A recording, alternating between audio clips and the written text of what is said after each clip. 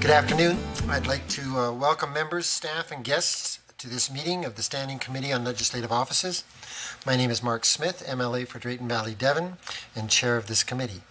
I'd ask that members and those joining the committee at the table introduce themselves for the record, and then we will hear from those joining us remotely. We'll start to my right. Thank you, Mr. Chair. Grant Hunter, the MLA for Tabor-Warner and acting deputy chair. Good afternoon, Ron Orr, MLA for Lacombe-Panoka.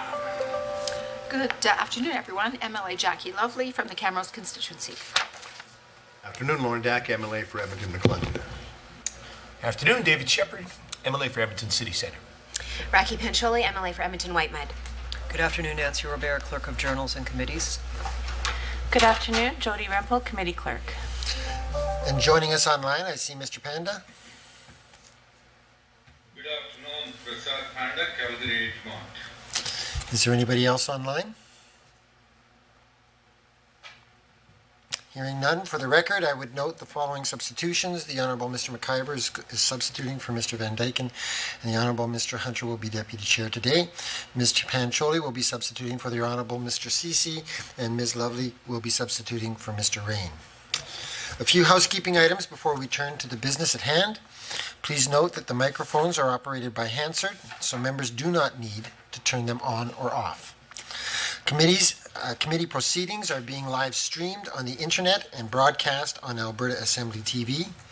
Members participating remotely should ensure they are prepared to speak or vote when called upon, and video conference participants are encouraged to have their cameras on, if possible, when speaking. Please set your cell phones and other devices to silent for the duration of the meeting.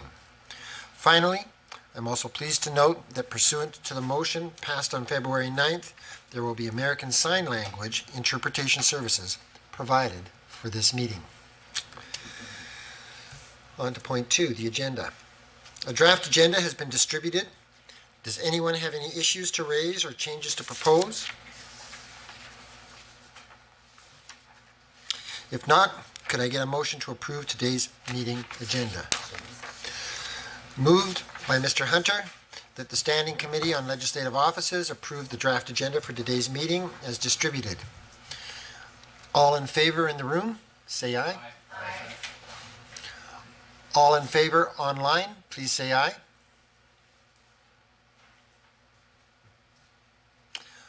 Any opposed in the room? Any opposed online? I call that motion carried. Number 3, adoption of the meeting minutes. Draft minutes for our previous meeting have been distributed. Are there any errors or omissions to note? If not, would a member move approval of the minutes as distributed? Mr. Shepard? Moved by Mr. Shepard that the minutes of the February 9th, 2023 meeting of the Standing Committee on Legislative Offices be approved as distributed. All in favor in the room? Aye. All in favor online? Aye. Any opposed in the room? Any opposed online? I call that motion carried. Number 4, a review of the Office of the Child and Youth Advocate Annual Report 2021-22. Point A, the deliberations. Turning now to our main item of business, we have the committee's deliberations and recommendations regarding the Office of the Child and Youth Advocate Annual Report for 2021-22. Pursuant to Standing Order 52.041, committee members wishing to propose substantive motions were asked to put them on notice to ensure all members would have a chance to consider the various proposals that may be raised today. Just before opening the floor, I will quickly ask that members in the room wishing to be put on the speakers list give me a quick wave, while those of you participating remotely can either send a quick note in the Teams chat or raise your hands electronically. Does anyone have any comments to start us off? Mr. Hunter.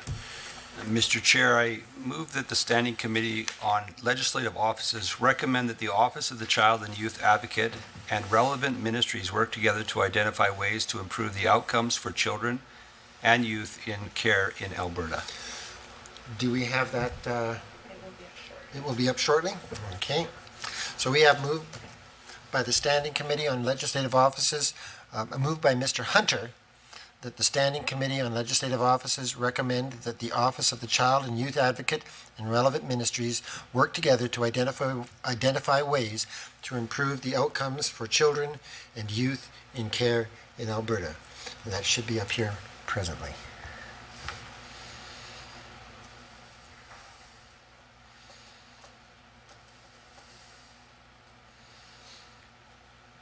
Does that look like what you want? Okay, so we now have the capacity for discussion on the motion. Ms. Pancholi. Thank you, Mr. Chair. I certainly want to indicate that, of course, the general spirit of this motion is something that we support. It's something that the opposition has been pretty clear in advocating for some time. I think it's really important for this committee to keep in mind that the work that we have done over the last 3 years on reviewing the recommendations from the Office of the Child and Youth Advocate is a new process. It is a process that didn't exist prior to the 2018-19 fiscal year. And so that first review that took place in February of 2020 was really the first time that we've had an opportunity as this legislature to consider the relationship between the Office of the Child and Youth Advocate and the ministries to which the advocate makes recommendations with the objective of improving outcomes for children and youth in care and in the criminal justice system. This has been an ongoing process, and we don't have the benefit of years of practice that has taken place with other offices of the legislature, such as the Auditor General. It's a really new process, and what I think we've seen over the last 3 years is that there are challenges in the way that relationship is working between the advocate and the ministries, and how they are working together to improve the outcomes for children and youth in care. The official opposition has been clear over the last 3 times that this annual report from the advocate has come before this committee that improving transparency and accountability, which is the core of why this process even happens in the first place, has to be the primary objective of this committee. It is to shed light on the work that's being done to support the most vulnerable children and youth. And so we've heard, I think, in the most recent, when we heard from the ministries just last week, that there was a disconnect between what was happening between what they were understood the recommendations to be from the Child and Youth Advocate. The Child and Youth Advocate seemed to have a different perception about their input, and certainly some gray areas around when a recommendation was met or not met, or why updates were being given or stopped, that were no longer being given by ministries. So certainly working together to identify ways to improve the outcomes appears to be clear. I guess my hesitation a little bit is that this is pretty general, this motion. There's not a lot of concrete advice or recommendations that's coming about how they should be working together. My concern is that this perhaps doesn't go far enough, because it simply leaves it again to the advocate and the ministries to work it out. And as we've seen over 3 years, it doesn't seem to be working out, at least to the level of transparency that I think Albertans expect for the severity and significance of this issue. So while I think we can support this motion, I do think we need to be a little bit more concrete in terms of what recommendations can be made to improve that transparency and accountability. Thank you, Ms. Pancholi. Just before I see if there's anybody else that would like to speak to the motion, we have Mr. McIver online. Would you like to introduce yourself, please? Rick McIver, MLA Calgary Heights. Thank you. Mr. Orr. Yeah, it is a motion that I can support, because I think the most important thing we heard from the presenters, both the advocate and the departmental presenters, was the need to collaborate, to continue to have that conversation. I understand, everybody works within the parameters of their own legal limits and responsibilities. So leaving it a little bit open, but actually affirming that they do need to continue to work together, because clearly there is more work to be done. There's no doubt about that. They're just, when you read the the tragedies of the stories that the advocate reports, I don't see how anyone could not agree that there is a need to work together more. I do think there is a will on the part of all of the players directly to speak directly to each other and to try and find solutions to move forward. In brief, I think they do need to work together, and I'm totally prepared to support the motion as it stands. So thank you. Thank you, Mr. Orr. Is there anyone else that would like to speak to the issue? Mr. Shepherd. Thank you, Mr. Chair. You know, in general, I certainly support what Mr. Orr has just said. I support the intent of this motion. I appreciate the remarks that were brought forward by my colleague, Ms. Pancholi. This is a relatively anodyne statement, recommendation. I don't think there's anything here that anyone could disagree with. The ideal is indeed that the Office of the Child and Youth Advocate would be able to work collaboratively together with the ministries. But as my colleague noted, I think we have seen that that has not been successfully the case. And certainly we have seen that in some occasions it has, but there are clearly some systemic issues that have been identified and that do need to be dealt with, and that is one of our responsibilities as legislatures and members of this committee to work towards building constructive solutions to improve systems where they need to be improved to facilitate the outcomes that we want to see. So this recommendation here certainly does a good job of laying out the outcome, but I think there's certainly more that we have the opportunity to do as a committee, perhaps to work towards providing some of the systemic change that will help us to get there. And I imagine we'll perhaps have an opportunity to debate a bit more on that a little later. Thank you, Mr. Chair. Thank you, Mr. Shepherd. Is there anybody else, either in the room or online, that would like to speak to this motion? Mr. Chair, Prasad Panak, Agreement. I support the motion as presented because the spirit, everyone that spoke before me, they all agreed in general. The spirit is in the spirit of this motion, which is asking everyone to work together, and we should give them the flexibility to work together rather than too prescriptive. So I support it as is. Thank you. Thank you, Mr. Panda. Anybody else that would like to speak to the motion, either in the room or online? Mr. Dack. Just be brief. I think that this is one of those times, Mr. Chair, when greater detail in prescription is required. This motion is kind of rolled oats and maple syrup.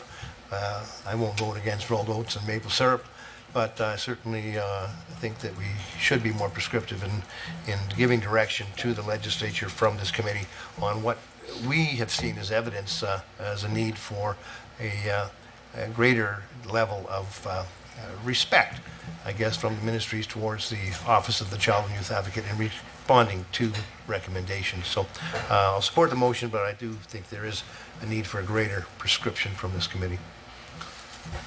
Thank you, Mr. Dack, and I'll second your motion that I also like rolled oats and maple syrup too.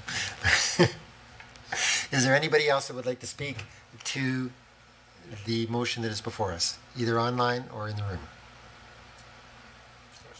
Hearing none, we'll call the question.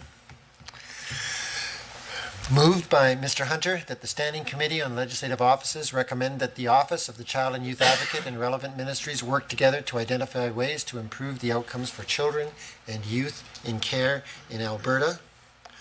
All those in favor in the room, please say aye. Aye. All those in favor online, please say aye. Aye. All those opposed in the room? Are there any opposed online? I call that motion carried. Are there any other, we have one other motion that's been brought forward, I believe, that was put online. Is there anybody else that wants to? Mr. Dack. Thank you, Mr. Chair. I move that the Standing Committee on Legislative Offices recommends that the Legislative Assembly refer the Child and Youth Advocate Act to a committee of the Legislative Assembly to review the requirements of the government in responding to recommendations from the Child and Youth Advocate in reports made under Section 15 of the Act and to provide any recommendations it considers appropriate for improving accountability and transparency. Okay, we'll give the clerks here some time. Oh, there we go. You're very good. Okay, so moved by Mr. Dack that the Standing Committee on Legislative Offices recommends that the Legislative Assembly refer the Child and Youth Advocate Act to a committee of the Legislative Assembly to review the requirements of the government in responding to recommendations from the Child and Youth Advocate in reports made under Section 15 of the Act, and to provide any recommendations it considers appropriate for improving accountability and transparency. Sorry about that. Mr. Dack, would you like to speak to your motion? Certainly, thank you, Chair. I think over the past while we were considering testimony from the Office of Child and Youth Advocate, it became abundantly clear that there was a difficulty and a problem in the disconnect between the ministries and the Child and Youth Advocate when it came to their interpretations of satisfaction of recommendations. And there were questions as to who should have the final authority to determine if indeed a recommendation be closed, when further updates should be provided or not. And I think most members of the public would agree that one would expect the body making the recommendation would be the one who had actually determined whether or not that recommendation had been satisfied or not.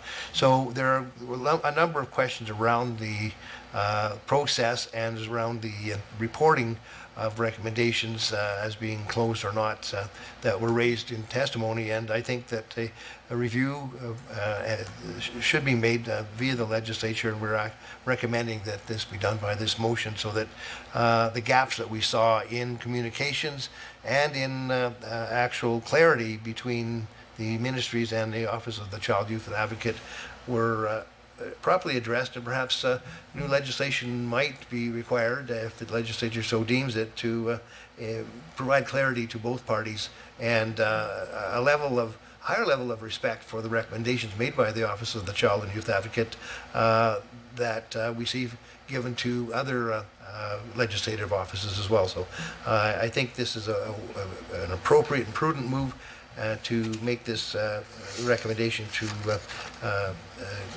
forward this report to the legislature and ask that the Assembly review the requirements of the government. So I hope that all members will support it. And it's a more prescriptive direction, I agree, but I think it's necessary. Thank you, Mr. Dack. Mr. Orr. Thank you, Mr. Chair.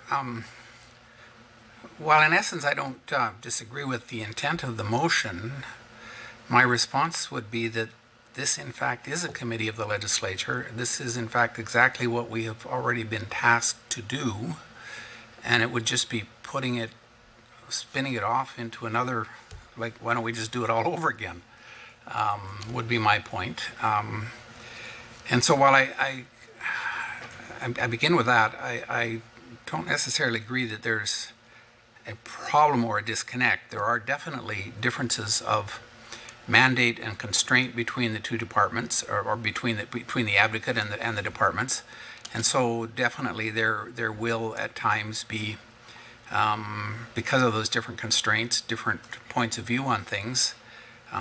But the reality is that an advocate doesn't really have the legal authority to mandate that the legislature has to act in a certain way. The legislature has to decide that.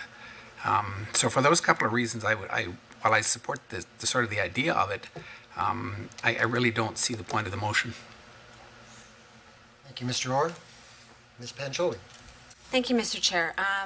I thank Mr. Orr for his comments.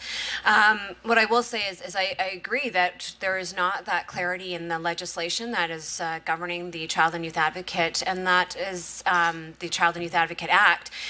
And that is precisely what this motion is about, is to take a look and specifically to review that legislation to see whether there are changes that are required. I appreciate that we've sort of partially begun that conversation within this committee.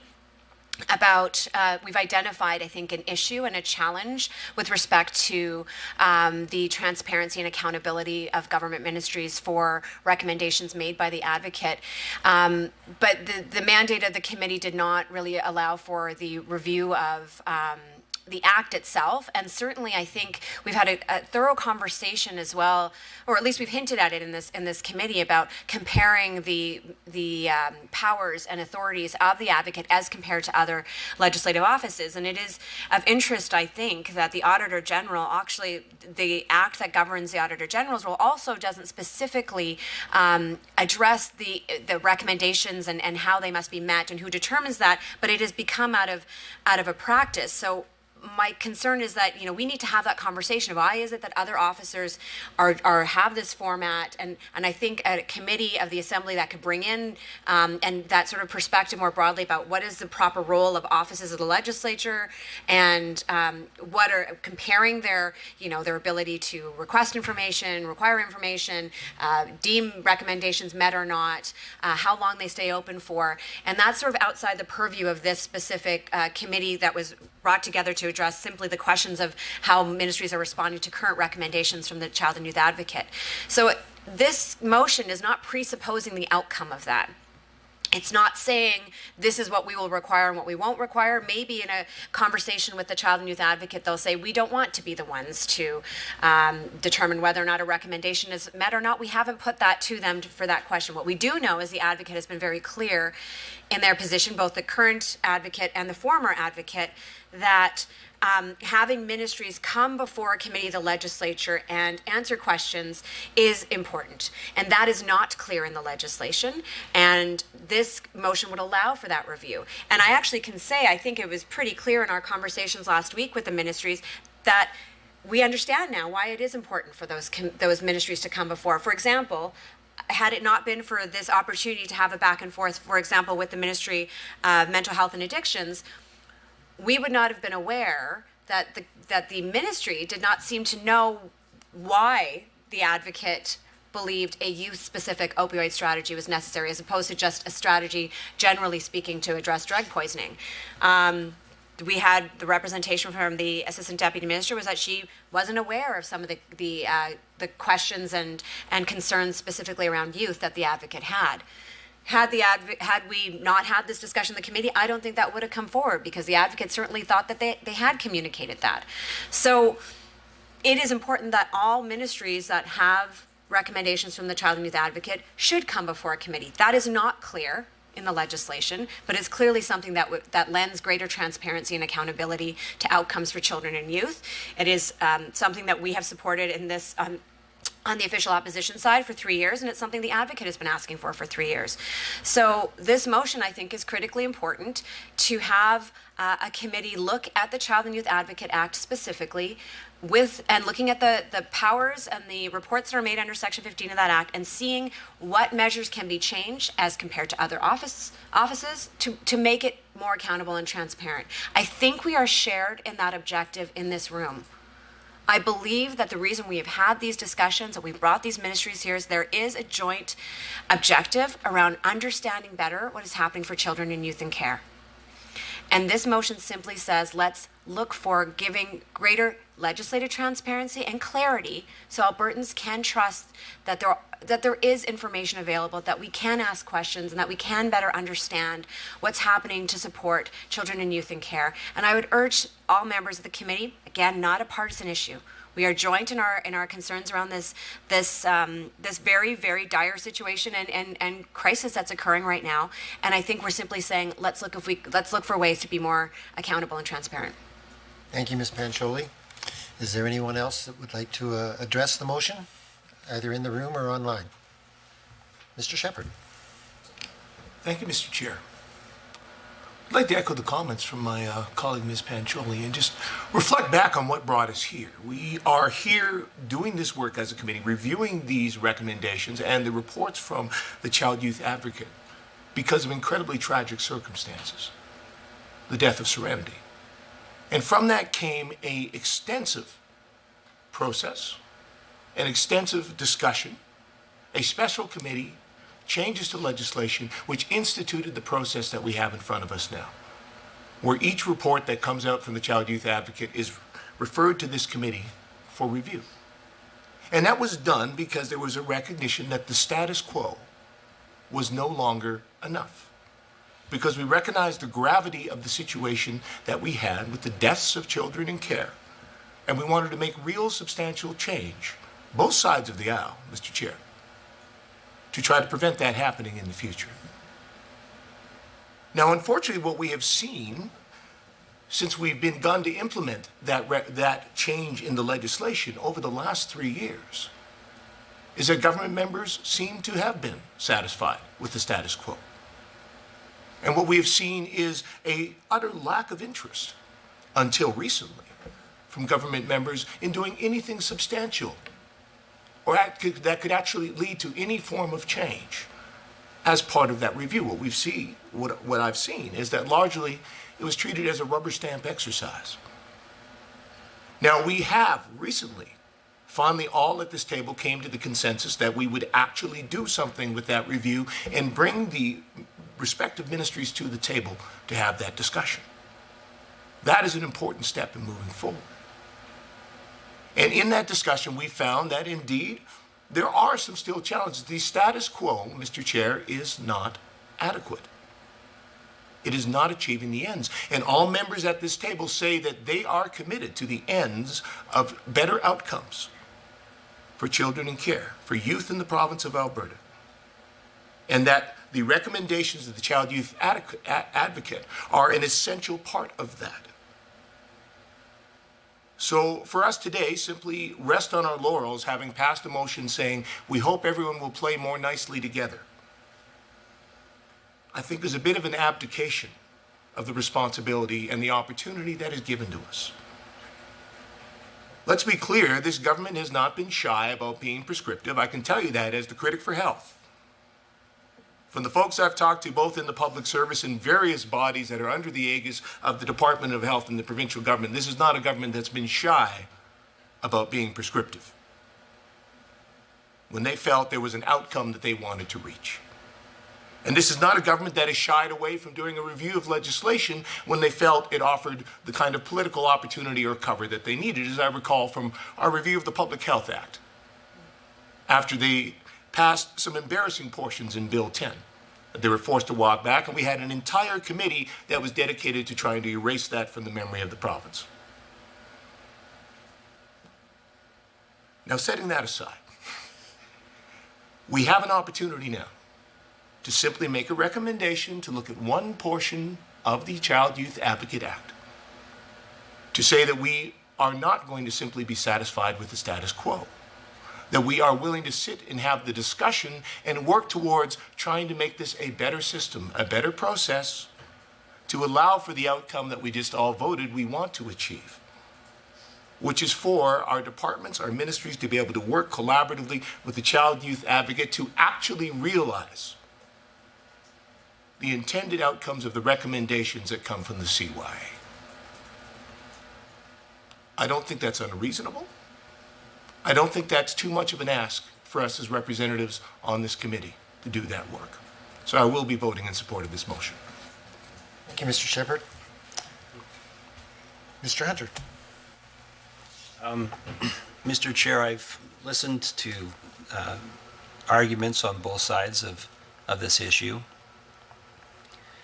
And, I think that we need to remember that even in the title of the office, it is the Office of the Child and Youth Advocate. It is not the audit that we see, audit function that we would see in the OAG. They play a different role, a different responsibility. When this was set up, it was specifically designed to be able to have a second set of eyes on issues, to be able to give a different perspective, which we certainly have seen, and I take my hat off to the direction that we've, that the advocacy that the OYC or OCYA is doing. But I have to say, like the member's opposite, what they're really truly asking for is to have a change in the role of the advocacy office. They can talk about transparency and that sort of thing. Well, when it comes before this is public. This is public information. Everybody gets to know about this. This is in Hansard. This is pretty transparent. So I don't know if the transparency argument actually. I don't really think that holds sway here. But I think that the argument that I'm hearing from the opposition is that rather than having an elected body, an elected committee make the decisions on these things, and elected in terms of ministers in these departments make the decision, that they would prefer to have an unelected body make those decisions. I reject that, Mr. Chair, and I don't think that is transparent. I think that having an elected body which falls under certain parameters, under the legislative, hundreds of years of legislative precedence, is really where the transparency comes from. We've seen it here. And that information that was presented, it was received by the ministries. And if the members opposite feel differently, there will be an opportunity in May of this year to be able to bring forward to Albertans their value proposition. And if they feel that it is not in the best interest of Albertans, that's when they have the opportunity to be able to present to Albertans. I'm actually quite proud of the work that our ministries have done to try to be able to address some very, very difficult situations, especially in light of what's happened with COVID. I know many people in this room that have had children that have suffered because of the stresses that COVID has brought on. There is more need than ever to have the support structure for our children and for our grandchildren, for Albertans. And so, I was a little offended by the honourable member saying that we are ambivalent to this. I don't think that we've shown any kind of ambivalence to the importance of this. And I would hope that he was not saying that we are ambivalent to this, Mr. Chair. So I think that the first motion that I brought forward clearly articulates what we're trying to accomplish here. This is a public-facing committee. Everybody knows now that we've directed the ministries to work together collaboratively with the office, and I think that is they're going to need to show evidence that they're doing that, and I think that's where we need to go with this. Thank you, Mr. Hunter. Just before we go on to another individual, I just want to recognize that Mr. Tour is online, and if you could introduce yourself to be put on the record, please, Mr. Tour.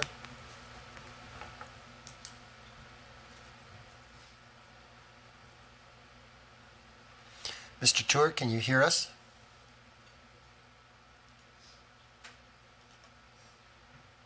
One last time, Mr. Tour. Okay, we'll maybe try again a little later. Maybe he's having troubles getting on. I believe it's Ms. Pancholi that would like to speak next. Thank you, Mr. Chair. I just want to take a moment to respond to Mr. Hunter's comments. In my comments in support of this motion, I made it very clear that I thought we all shared a joint objective around this room to actually improve outcomes for children and youth. Even in the, even as I said it, Mr. Chair, I have to say I was saying it in the hope that it would persuade and perhaps tap into to some values that perhaps members of the government side might have that would trigger them and make them feel inspired to actually do a small thing, a very small thing, which was to actually support this motion. I wasn't confident when I said it, and I'm not confident now that there is a shared objective around the table from all the members about improving outcomes for children and youth in care, because this is an issue that we have been raising, that the advocate has been raising, that those who work on the front lines with children and youth in care have been raising for 2 years, which is the tragic number of children and youth in care who have died in the last 2 years. It is not a new issue, but yet here we are at the very tail end of our legislature, of this legislature, where suddenly this government members have thrown a smallest of bones on this issue, which was to allow for some ministries, after rejecting this for 3 years, allowing some ministries to come and take questions from this committee on what they're doing to implement or respond to recommendations from the Child and Youth Advocate. They picked a random assortment of ministries which they would agree to hear from. As we will all recall, it was puzzling as to why Indigenous Relations was here, because there were no recommendations from the OCYA for them. Puzzling as to why Health and Justice, who had a number of recommendations made by the OCYA, were not brought before the committee, where there's a lot of questions that were around their recommendations, but we didn't get an opportunity to ask. It comes from, I think, a profound indifference, and yes, I will say ambivalence. Actually, ambivalence, I believe, implies a sort of neutral perspective on things, and I think it's actually a negligence by the government to actually understand the issues, to take them seriously, to call before this committee, before public transparency, those ministries that have key obligations with respect to children and youth in care and in the criminal justice system.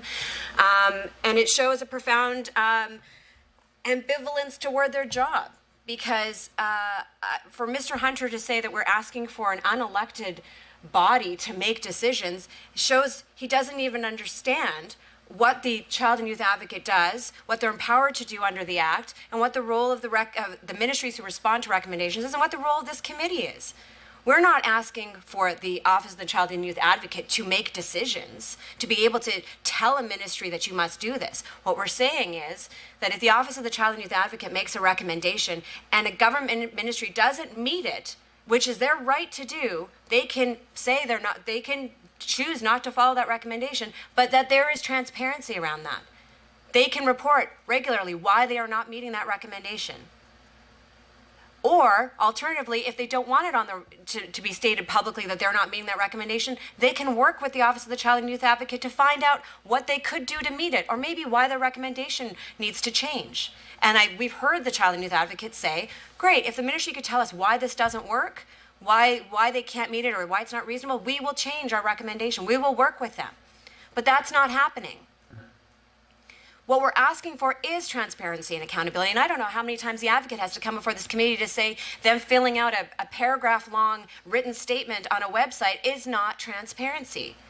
That is not a way to ask questions and to elicit actual information about what's being done and what's not being done. So if Mr. Hunter wants to take issue with this motion, at least understand the role of the advocate, at least understand the work they do, the role that the ministries do, the role that this committee does, and the role that the legislation does. Otherwise, we will assume that it's not just ambivalence, that it is negligence about actually doing anything. You want to do the bare minimum. This is the least amount that this. Chair? I withdraw. Okay, thank you. I believe that the government members are doing the bare minimum when they're refusing to even consider changes to legislation. The motion is purely based on saying, let's refer this to a committee to take a look at it and how to improve transparency and accountability, because those two issues were very clearly problems that were brought up by both the advocate and the ministries in this process. So if the government members are serious about actually doing something, rather than just showing in the last dying days of this legislature that they're doing something, then this should be an easy motion for them to support. Thank you. I'm going to try one more time to see if we can get Mr. Devinder Tour to introduce himself to the committee and to Albertans. Mr. Tour, can you hear me?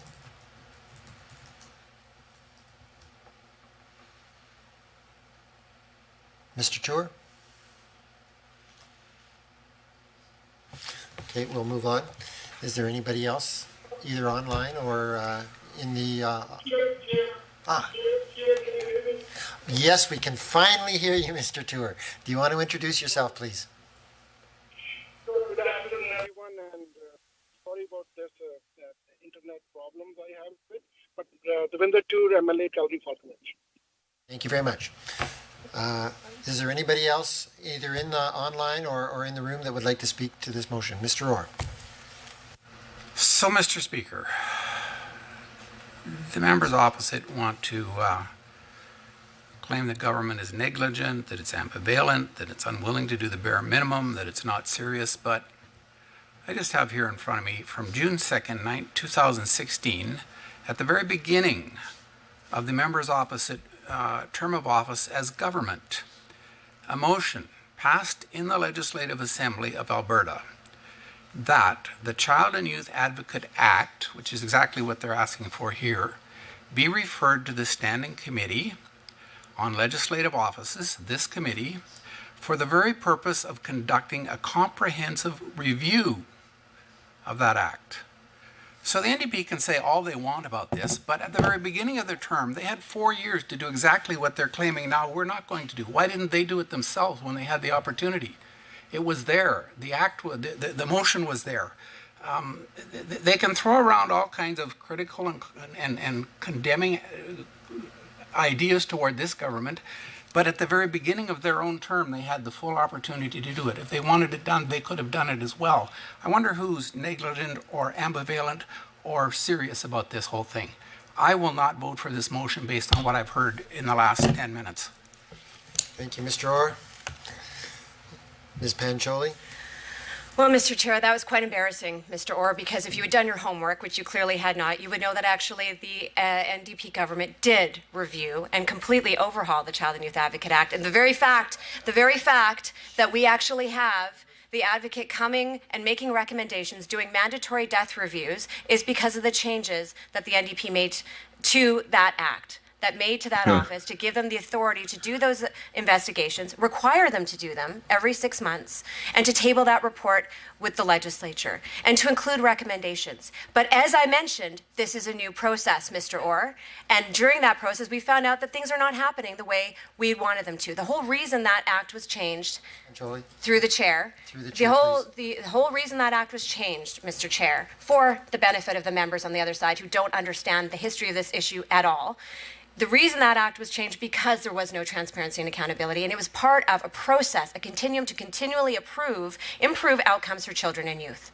And what we've heard since that act has come into place, since those recommendations and the changes that were made by the NDP government have come into place, was that there's more work to do. And we are willing to do that work. Who is not willing to do that work and who is now, just for partisan reasons, based on poor information and a lack of preparation, is not willing to support this motion out of partisan reasons. I mean, that's the appalling part. If the members of the government would just simply look at the wording and say, do we agree with the idea that there should be improved accountability and transparency for any government, whether it be an NDP government and UCP government? This is not about that. It's about ministries being transparent and accountable. If they were able to put aside their petty partisanship, Mr. Chair, I believe they would see that this is a motion worth supporting, but I sincerely doubt they will. Thank you, Ms. Pancholi. I would just remind everybody on the committee that I'd like you to speak through the chair. When I recognize you, you have the opportunity to speak. When you're not recognized, you have the opportunity to listen. Is there anyone else that would like the opportunity to speak to the motion? We have Mr. McIver online. Go ahead, Mr. McIver. Thank you. I was just a little taken aback by what I just heard. I'll remind the NDP member that just spoke that she has a wonderful revisionist version of history in her mind, or certainly on her lips. The fact is, the NDP government was dragged kicking and screaming into a review of the child review, the way children are looked after in this province, because they had botched the job. The leader of the time had to fire a minister or two.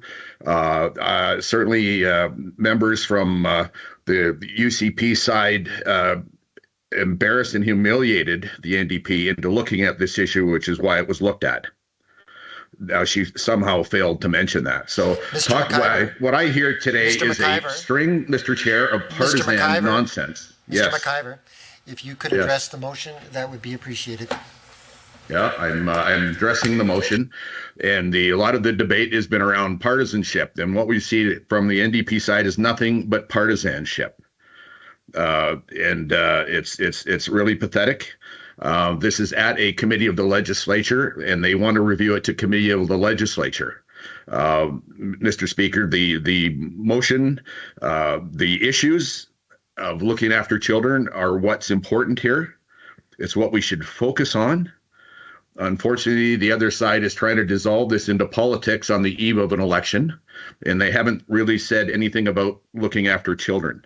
And I would like us all to return the debate and the conversation into caring for the children that we are all responsible for, instead of trying to deflect from that and to try to create some wedge issue before the election. The probably one of the greatest responsibilities that we have in the Legislative Assembly is for the children in the care of government. And I would appeal to members on all sides of this meeting to talk about children in care rather than let this dissolve into a partisan series of rants while the children are being ignored. And that's what I'm interested in here, is doing things to make sure the children that we are all responsible for get the care that they need. Thank you, Mr. McIver. I'm going to remind everybody that they need to speak through the chair. They need to speak to the motion. When you're not recognized by the chair, that you would keep your comments less than auditory for the rest of the committee. If you want something to say, please say it when you have the opportunity, as you've been recognized by the chair. We are beginning to hear some repetition, so please make sure that the points that you're bringing to the motion bring new information and new consideration to that motion. And I believe, Mr. Shepherd, you now have the floor. Thank you, Mr. Chair. This motion is about supporting children. We are here debating how we can improve these systems, how we can make a better process for the protection of children in the province of Alberta. Now, we may have differing interpretations. Certainly, we've heard some creativity from the government side as well just now in terms of interpreting how things have happened over the course of consecutive governments that have required the changes that were brought forward by a bipartisan committee during our time in government. So we are here today talking about how we improve things for children by ensuring that those changes that are made are indeed effective. The motion that we have in front of us is about seeking to improve a portion of those systems and making the recommendation that this come back to this committee. Again, Mr. Chair, it's not, I recognize that it may sound circuitous, but it is part of the point that we had this discussion. We have identified an issue. It is not under the mandate of the committee right now as a part of the review of the Act. As we saw at the last meeting, we had a number of discussions about what was appropriate for discussion within the circumstances. Our review of that report was not given to us to consider the Act and changes that need to be made to the Act. So this is a recommendation to the legislature that they give us that recommendation to do so. So that is not a circuitous thing, that is following the appropriate processes of the legislature. And to begin, be clear. We are doing so because we believe this will result in better results, better outcomes, better care for the children of this province, through increased transparency and accountability. Thank you, Mr. Chair. Thank you, Mr. Shepherd. Is there anybody that has anything more to add, either online or in the room? I've heard a call for the question. Okay. Let us read the motion and then we will vote. Moved by Mr. Dack, that the Standing Committee on Legislative Offices recommends that the Legislative Assembly refer the Child and Youth Advocate Act to a committee of the Legislative Assembly to review the requirements of the government in responding to recommendations from the Child and Youth Advocate in reports made under Section 15 of the Act, and to provide any recommendations it considers appropriate for improving accountability and transparency. All of those in favor of the motion as read? Aye. Online, all in favor? All of those opposed in the room? All of those opposed online? Opposed. Opposed. Opposed. I call that motion defeated. Recorded vote? You can do so. Is there any particular language I have to use?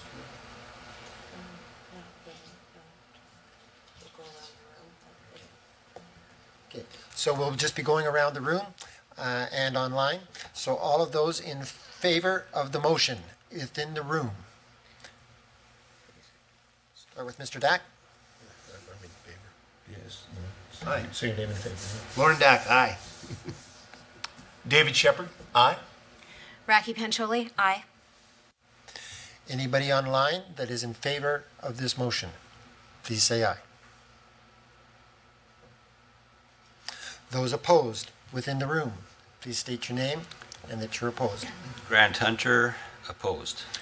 Ron Orr, opposed. Jackie Lovely, opposed. Online, Prasad Panda, opposed. Devinder Toor, opposed.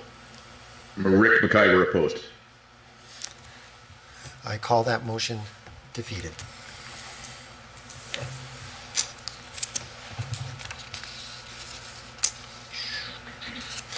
We now are moving on to the report to the Legislative Assembly.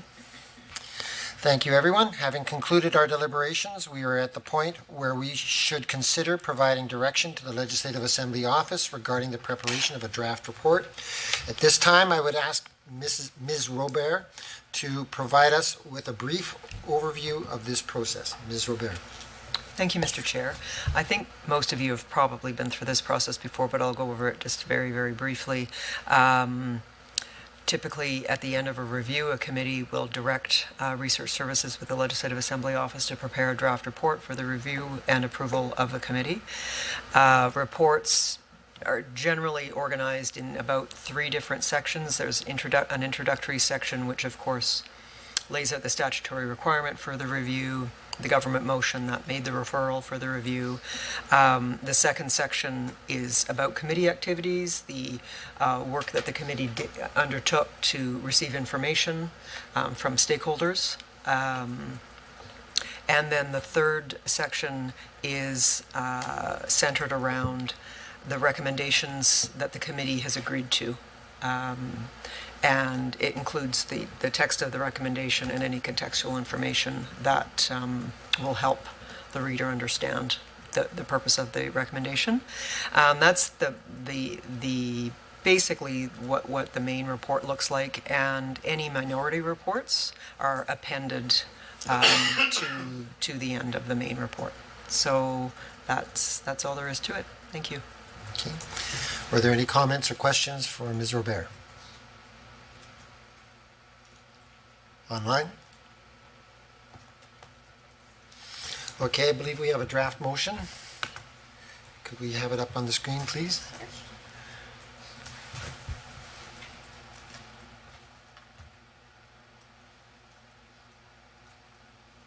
Okay, is there anybody that's prepared to move the motion? Mr. Hunter?